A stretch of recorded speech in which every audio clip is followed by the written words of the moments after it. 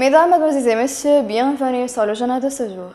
Le président de l'Assemblée nationale libyenne, le chancelier Aguila Saleh, a reçu le chef du bureau de DI, le Dr Aman Abdrabba, où il était accompagné du chef du bureau de l'organe consultatif. La réunion a également discuté du rapport soumis par Abdrabba sur la performance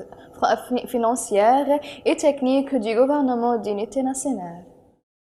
Le président du Conseil présidentiel, M. Mohamed Mnefi, a rencontré le Premier ministre d'État du Koweït en présence du représentant libyen auprès des Nations Unies. Pour sa part, le Premier ministre koweïtien a affirmé le soutien du Koweït aux nouvelles autorités exécutives représentées par le Conseil présidentiel et le gouvernement d'union nationale, en plus de son soutien au peuple libyen à ce stade.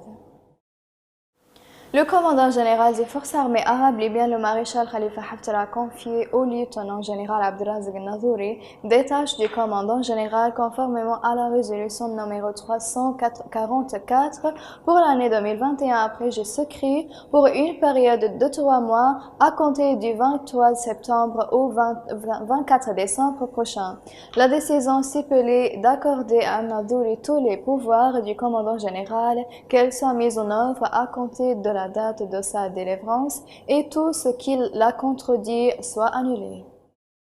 La ministre des Affaires étrangères, Mme Najla Mangouche, a présenté une vision de la Libye lors de la réunion organisée par le Programme des Nations Unies pour le développement sur le processus de paix lors de sa participation via la technologie vidéo. La ministre a exprimé son appréciation pour le soutien et les efforts déployés par le Programme des Nations Unies pour le développement en Libye, soulignant que le processus d'établissement et de construction de la paix nécessite en premier lieu la présence d'une volonté politique, la concentration des efforts locaux et internationaux qui est un processus contenu et processus à long terme. La sous-secrétaire générale des Nations Unies, coordinatrice humanitaire pour la Libye, a effectué une visite au siège de la salle d'urgence sanitaire du ministère de la Santé dans la province de l'Est, dans le cadre de ses visites sur le terrain dans un certain nombre d'établissements de santé de la ville de Benghazi et de sa banlieue, où le chef du bureau du ministère de la Santé et la province orientale a fourni des explications complètes sur le déroulement des opérations de la Chambre des activités et les services qu'elle fournit aux citoyens et aux statistiques sur le virus corona en communiquant avec ses centres d'isolement.